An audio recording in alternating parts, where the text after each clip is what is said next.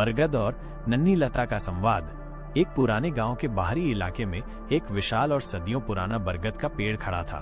उसकी जड़ें जमीन में गहराई तक फैली थीं और उसकी शाखाएं इतनी विशाल थीं कि कई कहानियां उनके नीचे जन्मी और विकसित हुईं। इस पेड़ के पास ही एक नन्ही नाजुक लता उग रही थी जो तेजी से ऊपर की ओर बढ़ना चाहती थी। लता अक्सर बरगद के पेड़ से शिकायत करती थी, बाबा बरगद, आप इतने धीरे धीरे क्यों बढ़ते हैं? मैं तो इतनी तेजी से ऊपर जा रही हूँ। मुझे लगता है कि जीवन बहुत तेज है और अगर हम तेजी से आगे नहीं बढ़े तो हम पीछे रह जाएंगे।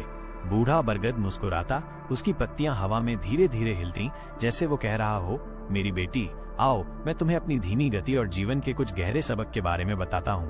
पहला सबक, गति नहीं दिशा मायने रखती है। बरगद ने अपनी गहरी आवाज में कहा, जब मैं छोटा था तो मैं भी तुम्हारी तरह तेजी से बढ़ना चाहता था, लेकिन मैंने देखा कि जो पौधे बहुत तेजी से बढ़ते हैं उनकी जड़ें कमजोर रह जाती हैं और वे जरा से तूफान में उखड़ जाते हैं।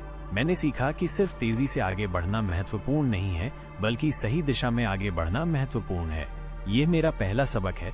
लता, जीवन में अपनी दिशा पर ध्यान दो, न कि केवल अपनी गति पर। तुम कितनी भी तेजी से दौड़ो, अगर तुम गलत दिशा में जा रहे हो तो तुम कभी अपनी मंजिल तक नहीं पहुंच पाओगे। आत्मचिंतन, सेल्फ रिफ्लेक्शन और सही दिशा का चुनाव तुम्हें व्यर्थ की दौड़ से बचाता है। दूसरा सबक, सहारा देना और आत्मनिर्भरता। लता बरगद के तने के सहारे ऊपर चढ़ रही थी। उसे लगता था कि बिना सहारे के वो कुछ नहीं कर सकती। बरगद ने देखा और कहा, तुम्हें लगता है कि तुम मेरे सहारे से ऊपर जा रही हो, लेकिन एक दिन तुम्हें अपनी पहचान खुद बनानी होगी। सहारा अच्छा है, पर अत्यधिक निर्भरता तुम्हें कमजोर करती है। यह मेरा दूसरा सबक है। लता, जीवन में सहारे का स्वागत करो, लेकिन उस पर पूरी तरह निर्भर मत हो जाओ। दूसरों से मदद लेना अच्छा है, लेकिन तुम्हें अपनी खुद की ताकत को भी विकसित करना होगा। आत्मनिर्भरता और अपने दम पर खड़े होना तुम्हें वास्तविक शक्ति देता है। हर व्यक्ति को अपनी जड़ों को मजबूत करना सीखना होगा। तीसरा सबक, मौन में ज्ञान। लता अक्सर अपने आसपास की आवाजों से विचलित हो जाती थी। चिड़ियों का शोर, हवा की सरसराहट, जानवरों की आवाजें, वो हर चीज पर प्रतिक्रिया देती थी। बरगद ने ये देखा और कहा, तुम बहुत शोर सुनती हो मेरी बेटी, लेकिन असली ज्ञान मौन में होता है। मैंने हजारों सालों के मौन में अनगिनत कहानियां सुनी हैं जो तुम्हें शोर में कभी नहीं सुनाई देंगी। ये मेरा तीसरा सबक है। लता, जीवन में कभी कभी तुम्हें मौन में रहना सीखना होगा। अपनी भीतर की आवाज सुनने के लिए और अपने आसपास के गहन सत्यों को समझने के लिए तुम्हें बाहरी शोर से दूर रहना होगा। आत्मचिंतन, इंट्रोस्पेक्शन और शांत समय तुम्हें गहरे ज्ञान और अंतर्दृष्टि से जोड़ता है। चौथा सबक, हर शाखा का महत्व। बरगद ने अपनी विशाल शाखाओं की ओर इशारा किया।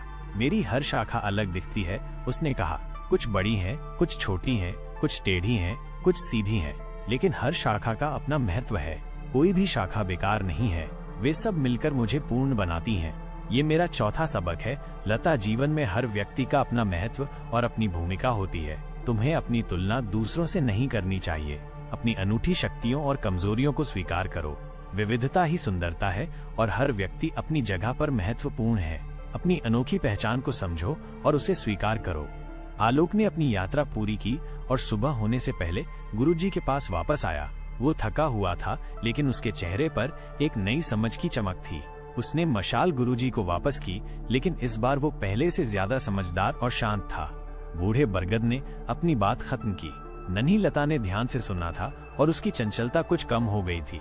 उसने अपने आसपास की हरियाली को देखा और फिर बरगद की विशाल शांत उपस्थिति को महसूस किया। बाबा बरगद, लता ने धीरे से कहा, मैंने सोचा था कि तेजी से आगे बढ़ना ही जीवन है, लेकिन आपने मुझे सिखाया कि सही दिशा, आत्मनिर्भरता, मौन में ज्ञान और हर चीज का महत्व ही असली जीवन है। बरगद ने अपनी पत्तियां धीरे से हिलाईं, जैसे वो कह रहा हो, यही तो जीवन का असली ज्ञान है मेरी बेटी। नन्ही लता अब भी तेजी से बढ़ रही थी, लेकिन अब उसकी गति में एक नई समझ और संतुलन था। वो जानती थी कि उसे अपनी जड़ों को मजबूत करना है, अपनी खुद की शक्ति पर भरोसा करना है और जीवन के मौन में छिपे ज्ञान को सुनना है। ये कहानी आपको कैसी लगी? क्या आप लाइफ लेसन के किसी और पहलू पर कहानी सुनना चाहेंगे, या आपके मन में कोई और विषय है जिस पर आप कहानी चाहते हैं?